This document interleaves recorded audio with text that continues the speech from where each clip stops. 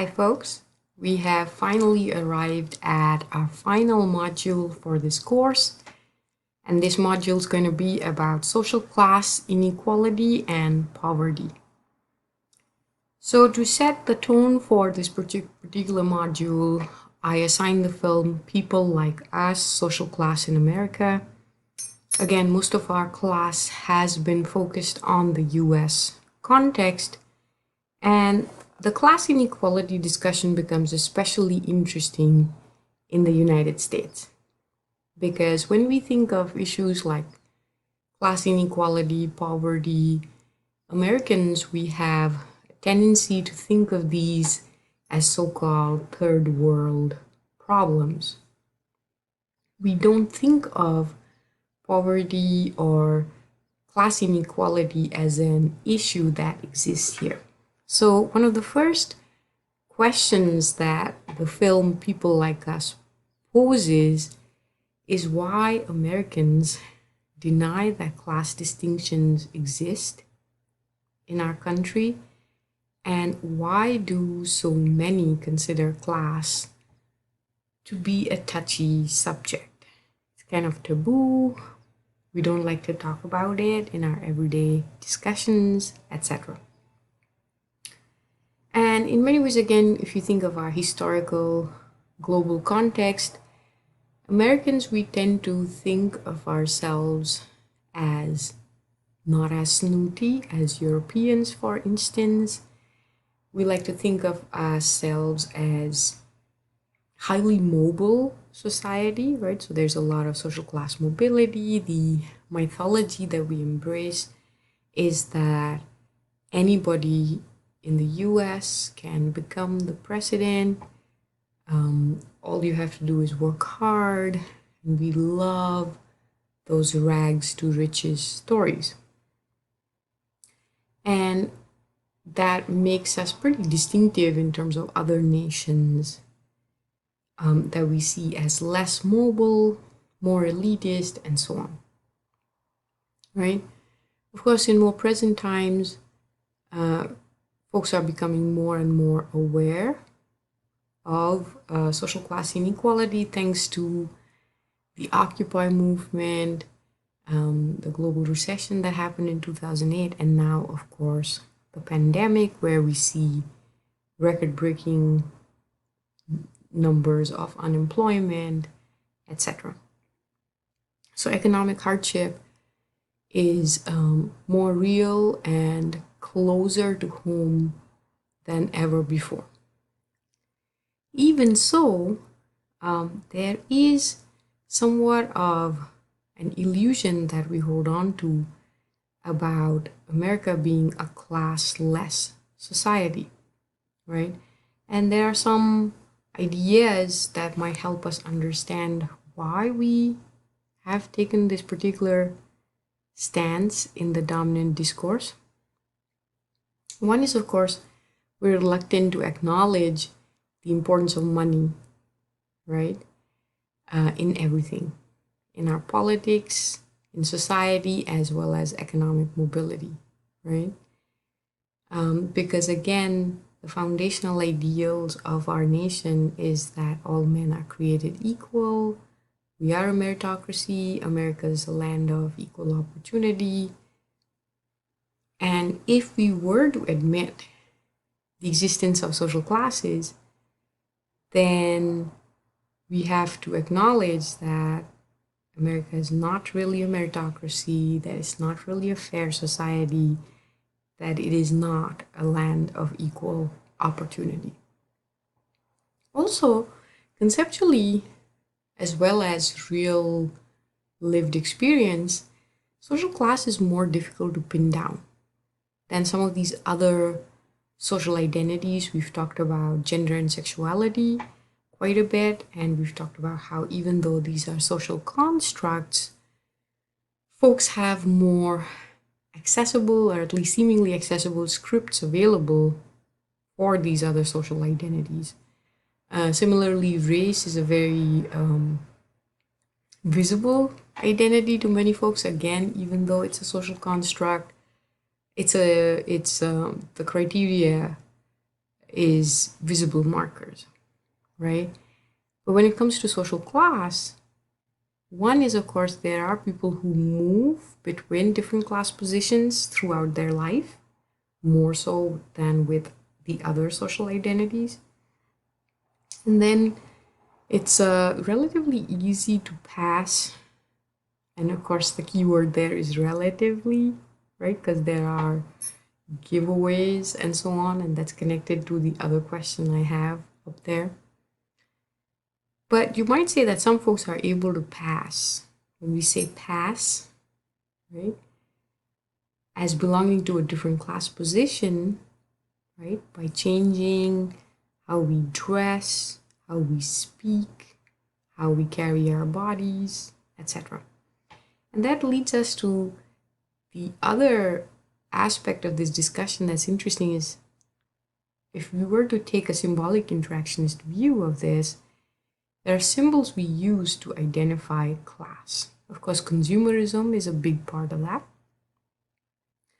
But I will introduce you to the sociologist Bourdieu, French sociologist, who looks at some of these symbols, right, that we use to identify social class, right, and how many of these symbols are meaningful differently based on the context, right? So certain symbols that might signify class status in a particular context may not work so well in a different context. What is useful then is to look at the different sources of status, right, of social class status. And so the question that I pose here is for us to think about this. Is it true that our choices in life reveal our class? Are those choices only about things that we consume?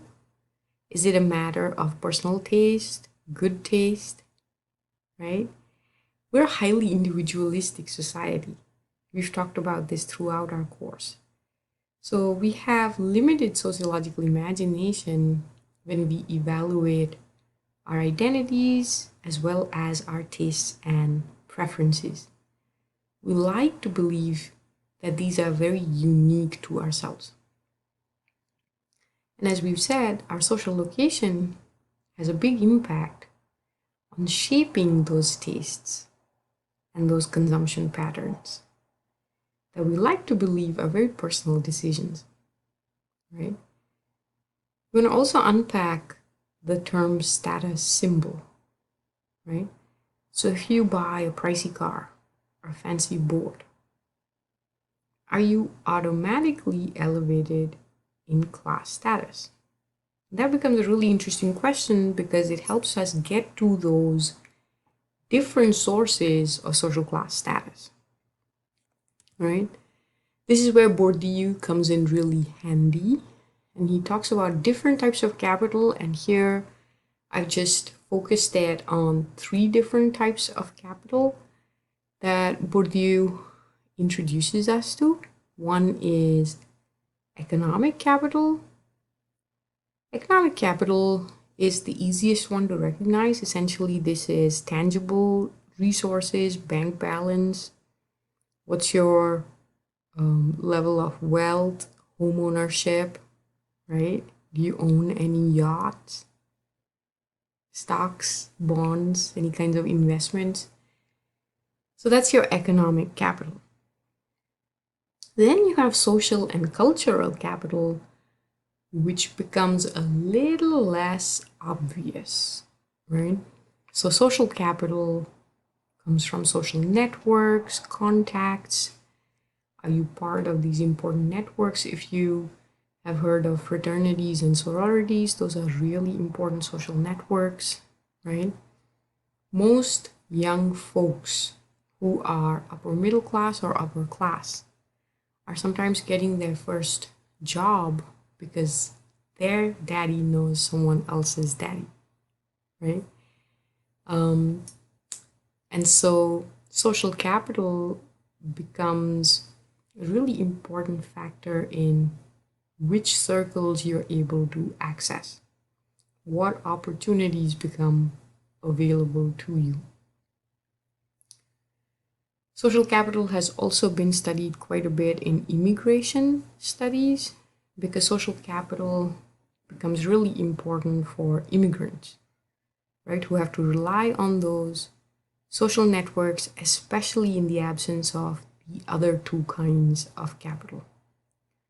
Cultural capital, I feel, is the least tangible of the three different types of capital because cultural capital, well, some of it might be more easily visible, such as credentials, right? Do you have a PhD or higher qualifications?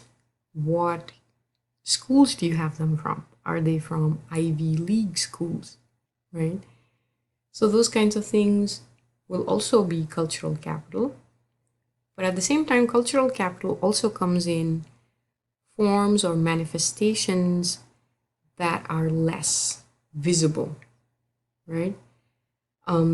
It might be just your style of speaking, right? It might be how you hold your body, right? It might be your tastes and consumption patterns. Do you like the opera? What kind of bread do you eat? Is it Wonder Bread or artisanal rye, right? What's your taste in music? Are you well traveled, right?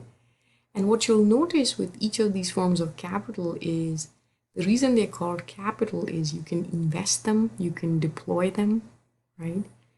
And one form converts to the other.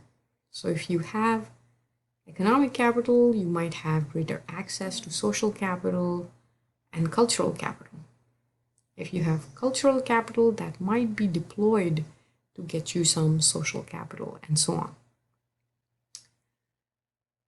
It's important, however, to note that some folks might have cultural capital, but not a lot of economic capital, such as professors like myself. Other folks who are known as the nouveau riche, new money, for instance, might have economic capital, but perhaps not as much social or cultural capital. In fact, a great example of that was how, turn of the century, you had American heiresses marrying British nobility as a coming together of economic and cultural capital, right? So as you start to see that social class status then can have many different sources, right? The reason that I like to focus on cultural capital is that it is one of the most invisible ways in which inequality is reproduced in our society. When we see economic capital and gaps in economic wealth, the inequality is more in your face. However, when it comes to cultural and social capital, I think it's too easy to justify or explain those off as personal taste, family values, friendships, right? And we start attributing them to personality traits, characteristics, and things of that nature, rather than as stratification, as structural inequality, inequality perpetuated by our institutions. And that's the reason in our next segment, we will talk about Annette Laro's Ethnography of Parenting as a form of cultural capital and how that leads to a reproduction of inequality. What's remarkable is how early this starts, right? So from the time we are very young, right, that cultural capital embodied in parenting is deployed in different ways for us to have very different trajectories in our educational career and therefore in our capacity for wealth.